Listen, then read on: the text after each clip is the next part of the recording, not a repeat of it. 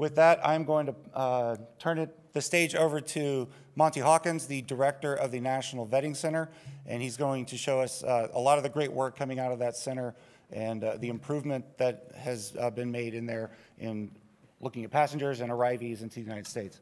Monty.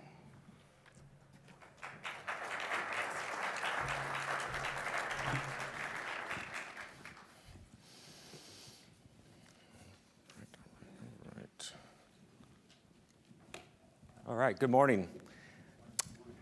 So hiding one's true identity or nefarious connections with the hopes of getting access to our country is a tried and true tactic by many bad actors over time. So this could be a terrorist looking to conduct an attack, transnational organized criminal looking to make a profit, or a spy looking to collect information. So as we sit here today, I would wager that one of my paychecks, even though it's a little light after some of the drinks last night, that the federal government today, we're probably approving someone's immigration benefit or travel who we shouldn't because of data we already have in our holdings that we just don't know about. Our national vetting enterprise is not currently set up in such a way to take advantage of all the data that we are collecting, primarily the classified data, in any kind of scalable, automated, or timely way. So as noted, my name is Monty Hawkins. I'm the director of the National Vetting Center, and we were created in 2018 to solve this very issue. So as you will see, just in the last 15 to 20 years, there is a rather extensive list of subjects who made it into our country who shouldn't have, based on knowledge we should have known or did know. And while many of the examples that will appear, there we go, are counterterrorism based, there's been and continues to be similar threats in these other areas, such as counterintelligence and transnational organized crime. Just yesterday, the AG announced 13 more charges related to Chinese espionage. So while our screening and vetting enterprise is the most advanced in the world by far, there are always ways to improve it, and our adversaries are constantly adapting, and so must we. However, it's not as simple as just fixing the nuts and bolts of our current process. Our government is collecting more and more data every single day, especially classified data. And there are bits of data that aren't on any watch list that we aren't able to stitch together today properly, but if we could, it would help us tell a story to prevent the next attack.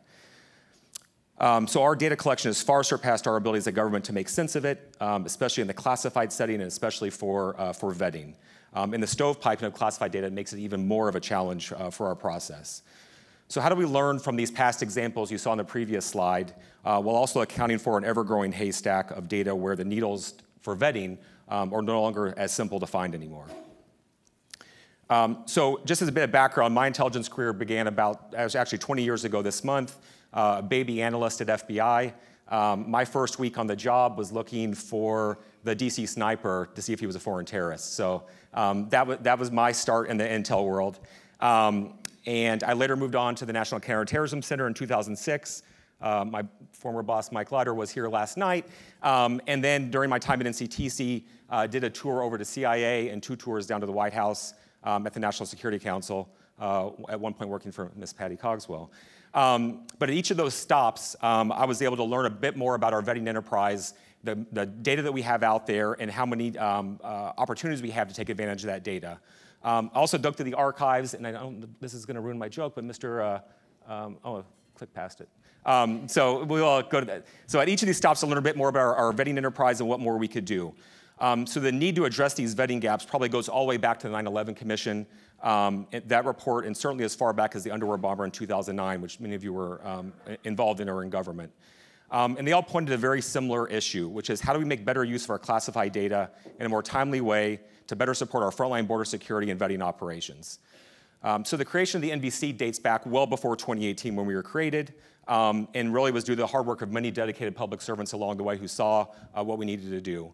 Do want to call out Gary Tomasulo, who had a great hand in bringing us to life in 2018 at the NSC and got it over the finish line to get signature for NSPM9, the presidential memo that created our center.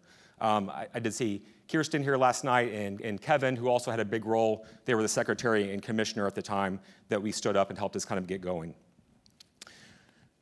I did want to show Mr. Chertoff. This was 14 years ago, and I was just starting, but he's not here to embarrass him. He's aged much better than I have. So how do we do it? So how do we know, you know a bit about what we do or why we were created, so how do we actually solve this vetting challenge? So we really address this in 2 different ways, through operations and through governance. So tomorrow there is a plenary session where Brian Pendleton from DHS Office of Intelligence Analysis will cover a bit about what we do in more detail. But very briefly, this is the process side of what we've built. So you see the overview of our new vetting business process, which addresses the operations piece.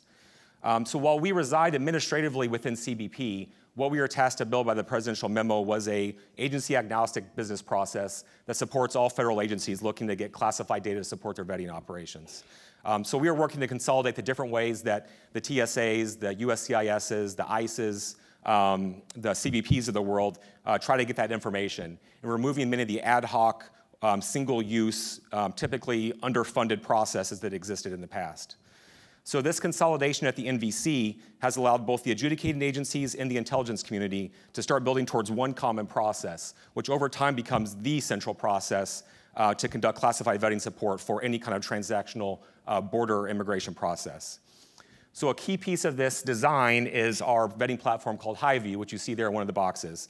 HighView is our high-side vetting unified environment, and this is our analytic platform that analysts use to conduct their vetting and look at the classified information. So the best way to explain this is a Kayak or Orbitz example. So this is actually a version of Bing, but you've all shopped for flights online before. And we all don't get Gary's Friends and Family Discounted American, so you're probably searching across many airlines to see what the best price is going to be. So while you could do that and go to individual airlines, you probably don't. You probably go to an aggregator and see what information is out there. Very simply, that's what HighView does now. We're bringing all the information together from the different vetting agencies, from the different intelligence community agencies, into one viewer for one analyst to look at for that traveler or that applicant. It seems very simple, but something like this did not exist on the classified side for the last 20 years post 9/11. But these aren't just random lists of information that the analyst or the customer then has to pour through. These are actually curated results from the IC, so from the CIAs, the NSAs, the FBIs, the NCTCs of the world. So only the most relevant, analytically significant threat information is presented to the customer, to the adjudicator. And more than just that, we've also standardized the format and timing of these responses to make it even more helpful and timely for the adjudicator. So in the past, these finished results, the results of the vetting operation, may have taken weeks or months to be delivered to the customer, well after the person was already approved for travel or their immigration process. Today, we provide immediate indications within a matter of minutes on whether there is potentially something there or not for that traveler, and where that person maybe should put it on hold while we look at the other information and produce a more finished product. That product now is delivered in a matter of days or weeks. And so the other big piece of this is it's not just counterterrorism focused. That was obviously the big focus post 9/11 on this classified vetting world, but we've now expanded into transnational organized crime, counterintelligence, cyber, and other threat actors.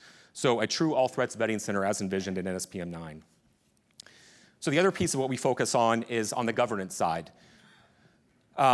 So in the previous years, classified vetting wasn't centrally coordinated and processes were rarely documented. There could be large variations in how vetting support agencies actually conducted their vetting and no controls on how they made changes to that process, thus impacting the adjudicator without them knowing. Things as simple as a new supervisor coming on board at one of these agencies could change their view of vetting and overnight would drastically change the results process for the customer. So as you see behind me, there are many examples, both public and not, where the lack of controls on classified vetting greatly impacted overall vetting performance for some of these programs. So the NVC, via our National Vetting Governance Board, now acts as a control on the overall national vetting enterprise. And we ensure that vetting processes are documented, changes are properly coordinated, and programs are implemented as designed. So this brings transparency to the process and allows groups such as those in the privacy and civil rights and civil liberties area to better understand how our vetting takes place. So how is it going? So it's been great to see, it's been a thrill to see the NVC kind of live up to the expectations we all thought it could have back in 2018 when it was, that the paper was signed. So after going live with CBP for visa waiver travelers back in early 2019, much like everyone else, COVID hit us pretty hard, especially since we're all SCIF-based. But we've really hit our stride in the last year, as you see on the slide behind us. So some recent events really show how much we've come in the last year.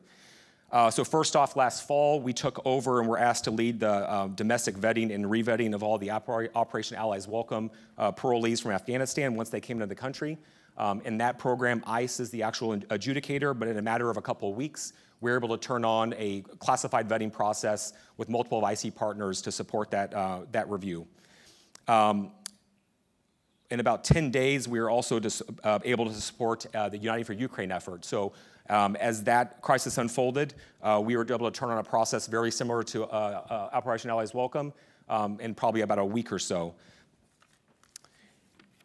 And then last week, with the announcement of the new Venezuela migration program, same thing. In about a week or so, we were able to turn on that classified vetting process to allow those applicants in the Venezuela process to start coming into the country.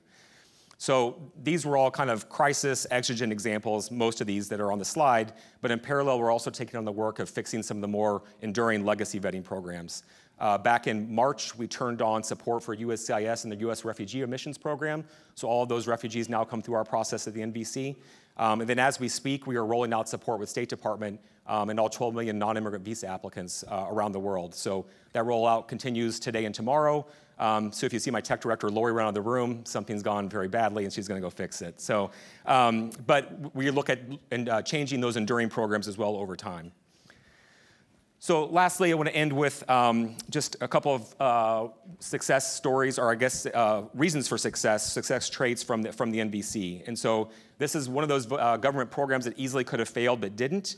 And I think there are just a few reasons why we have been successful, and that's shown why government can sometimes work. So one was had a clear mission use case, and Gary can attest to this. Very early on, we showed what we were actually being built to do, what our niche was, why we were needed. Why we weren't another center such as the Terrorist Screening Center or the National Counterterrorism Center or the National Targeting Center. So it took a lot of explaining, a lot of briefings, but in the end it worked, and we showed people what we were there to do. We weren't there to kind of take over or bite off too much. We had a very focused use case, and we've stuck to that for the last 5 years. Also being very transparent. So whether that's with OMB, congressional staff, the advocacy community, the NSC, they know when you're trying to hide something, and so we've been very transparent and honest about our process, our successes, our failures, and I think it's bought us goodwill along the way. We just finished a 2-year GAO review, super painful, but at the exit interview, they said it was one of the best GAO interviews they've ever done. We gave them everything, documents, everything. We had nothing to hide, and it was a great relationship, so now we have a report that shows the NVC actually lived up to what we said we were going to do. And then lastly, and building upon the theme of this conference, it's all about partnerships. The NVC is only as good as our vetting agencies allow us to be. So the CIAs, the NSAs, the FBIs, the NCTCs, we need them to grow. We need them to do more to make us better. We don't control their budgets. We don't control their staffing. So it really is a partnership to help the vetting enterprise grow and live up to the expectations of NSPM 9 and make America safer. So that is the NVC, what we've been up to the last 4 or 5 years. I believe I have 2 minutes left for questions, if we have any. How do you plan to make changes in the organization going forward? I think they had some good recommendations on just our internal management. So life cycle cost estimates, for instance. So a lot of these programs, as Lori can attest, require a lot of technical builds, and there's a lot of delays because we are trying to stitch together many different agencies' IT systems into one process, and one slip here causes a cascade of other events. And so they just want to have a better sense of how we're kind of, all these programs are brought together, and one impact or one change impacts everything else. That was a big one. More also on our National Vetting Governance Board and how they provide oversight, what more they could do to look at metrics and performance of programs and things like that. So we owe a due out to them within 180 days. So all very doable, but I think just good business stuff.